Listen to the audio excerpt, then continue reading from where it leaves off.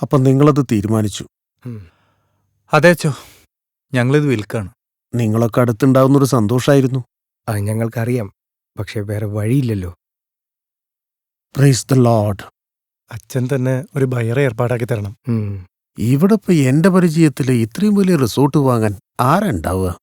ആരെങ്കിലും ഉണ്ടാവും. അച്ഛൻ നന്നായിട്ടൊന്ന് ആലോചിച്ച് നോക്കി, കിട്ടിയ പോലെ കൊടുത്തേക്കാം. കൊള്ളപ്പാത്രി. ജോണിനോടൊന്ന് സംസാരിച്ചു നോക്കിയാലോ? ഒരുപാട് വലിയ ആൾക്കാരെ പരിചയമുള്ള ആളല്ലേ? അച്ഛന്റെ നാവിന്ന് തന്നെ അത് കേൾക്കണമായിരുന്നു. സന്തോഷമായി അച്ചോ. അവനോട് ഞാൻ സംസാരിക്കണോ? ഈ ചെയ്തത് തന്നെ ധാരാളം അച്ചോ. താങ്ക്സ്. ഞാനെന്ത് കർത്താവിന്റെ ഒരു ഇടയൻ, എന്നെ കൊണ്ടാവുന്നത് ചെയ്യുന്നു. എല്ലാം നന്നായി വരട്ടെ. ഇനി നമ്മൾ കാണുമ്പോഴത്തേക്കും എല്ലാം ഭംഗിയായിട്ടുണ്ടാവും. വരട്ടെ. ഡെന്നി, നീ കൈമുത്തിയില്ല. ഓ, മറന്നല്ല ചോ, മനസ്സിലെന്തോ ഒരു കരട്. എല്ലാം ശരിയാവും. കൊള്ളക്കൊത്തനാര്. Praise the Lord. ഇനിയിപ്പോ അച്ഛനായിരിക്കും മെയിൻ വില്ലൻ. ഏയ്, ഇങ്ങൊരു സൈഡാ മെയിൻ വില്ലൻ മറ്റവൻ തന്നെയാ.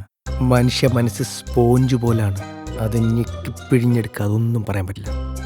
നമ്മൾ ഈ റിസോർട്ട് ചുളുവിലേക്ക് വിൽക്കുകയെന്ന് പറയുമ്പോൾ അവൻ്റെ മുഖത്ത് വരുന്ന മൈക്രോ എക്സ്പ്രഷൻസ് എനിക്കൊന്ന് പഠിക്കണം.